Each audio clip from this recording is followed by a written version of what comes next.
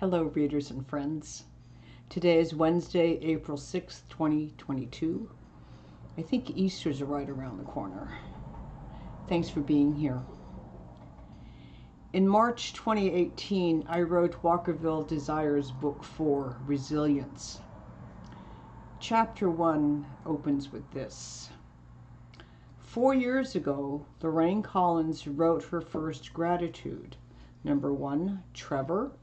Number 2, breathing in and out. Number 3, grateful it was in the living room. 4, finding I can be grateful. I called this book Resilience because the protagonist, Lorraine, is flexible and strong. She's also determined to learn from her past and not to repeat it. On the night her husband killed himself, Lorraine began her gratitude list, which she wrote every night from then on. Each night, she limited herself to 4 items. Oprah Winfrey says this about gratitude lists. Every night, list 5 things that you're grateful for. What it will begin to do is change your perspective of your day and your life. Researching gratitude lists, I found that in some circles they're actually called gratitude journals, and there are specific notions of exactly how many to list. The rule of thumb appears to be a list of between 3 and 10 items. They're supposed to, that list is supposed to yield the most psychological benefits from keeping a journal, like staying in gratitude, being grateful, being aware. And some researchers have gone on to suggest that too many items, like over 10 items, may be detrimental to your growth. So it's a balancing act, some people think. The suggestion of numbers gives me the heebie-jeebies. Lorraine always wrote 4 items on her list, and since she was writing those lists, it wasn't my call. I am just the author. The dictionary says a list is a number of connected items or names written or printed consecutively, typically one below the other. I am not a fan of lists unless it's a grocery list, and I don't number that list, although I do try to put the items needed in specific categories. And like many people, I seldom list what I have planned for my day. I believe that's the function of my calendar. If I lived with lists, I might wonder what happens if I change my mind about item number 4, calling my friend. What would happen if she got bumped to number 9 on my list? I hear a lot of people say they add the last item at the bottom of their list even when they know they won't get to it. Why would I put something on the bottom of my list knowing I wouldn't get it done for whatever reason? Because I had too much to do, because I got tired, because I, got distracted, because I prioritized differently. I mean, what's the point? If I'm not going to do it, I'm not going to put it on the list. That would just be fuel for more negative self-talk. There are gratitude list prompts. If I need a prompt about gratitude, I feel like I'm missing the point of writing one in the first place. There are all sorts of elaborate gratitude journals out there with lines and colors and spaces for dates, the day of the week, and sometimes questions like, how did you feel about feeling this gratitude?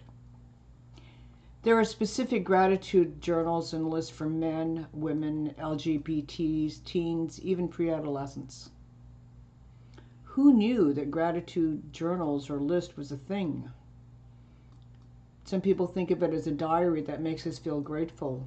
It's sort of akin to counting one's blessings. I have a friend who has been writing gratitude lists for decades. When I asked her why she did this, her face lit up. She says she writes her gratitude list first thing in the morning because it helps remember what she paid attention to the day before, and it also helps her clear out her opinions for the upcoming day. I realize I write mine in the early hours of the morning when I finish my own writing, like at 2 or 3 a.m. I was surprised to discover it sometimes grounds me after a writing session, brings me back down to earth, helps me remember what I paid attention to that day. I understood that we use our gratitude lists to practice mindfulness, my friend and I. I have dabbled in gratitude lists for years, inconsistently. When I did them, I enjoyed the process. I love the internal lift I feel that brings that smile or wonder back into my life for a second or two. In January 2020, I asked that friend if I could do gratitude lists with her, sort of as my own accountability. And we all know what happened in March 2020. So it's now a little over 2 years and 3 months that I've been writing gratitude lists with my friend and sending them off to her. We have a few rules. 1, we don't judge. 2, we don't have to write one every day. And 3, we don't talk about anything we write about. Now, over the past 2 years, we've broken the third rule, especially when something specific happens in either of our lives. For instance, she wanted to know everything about our new puppy, and I wanted more information about her daughter's transition into college. I don't do a gratitude list every day. Sometimes I write these in spurts, and I may go for a week or so without writing one. Again, there's no judgment. Me, I just wanted to write gratitude lists because I like how I feel internally when I'm grateful. We don't have any rules about what our lists look like. Neither of us numbers our lists. Sometimes only one sentence is written about something we're grateful for. Sometimes it takes several paragraphs. Sometimes we're grateful about a negative thing that happened to us and how that led us to see things in a different light. I find that many of our lists are about the times we spend in nature. She with her owls and horses, and me with my hawks and dog. She spends much more time gardening, and I do very little at this juncture of my life. I noticed the other day while walking Sadie that I spend a lot of time looking down so I don't hit a gopher hole or trip on a rock. I have to remember to tell myself to look up at the sky, and when I do, I'm grateful to see that expansive azure blue as far as I can see, even with my monocular. When I looked up today, I spotted a kettle of red tails dancing, dipping, tagging each other, diving, so elegant and so effortless. I am grateful for my monocular that I wear around my neck. With my macular degeneration in my left eye, it helps me see things far away. I take it everywhere. It traveled with me on our trip to the UK back before the lockdown. I took it a couple of weeks ago to the Palace of Fine Arts to see Snow Patrol. I am grateful that with it I can spot my huge white-chested redtail that plays hide and seek with me, going from tree to tree. I find him with my monocular and I say, "Hello, there you are!" And my heart bursts with joy. I have just finished a list and emailed it to my friend. I've mentioned that my lists help me to be more intentional. I may not know that I'm actually working on something internally until I write a few gratitude lists. I reread the list before I send it off, and sometimes I feel like I've said this before.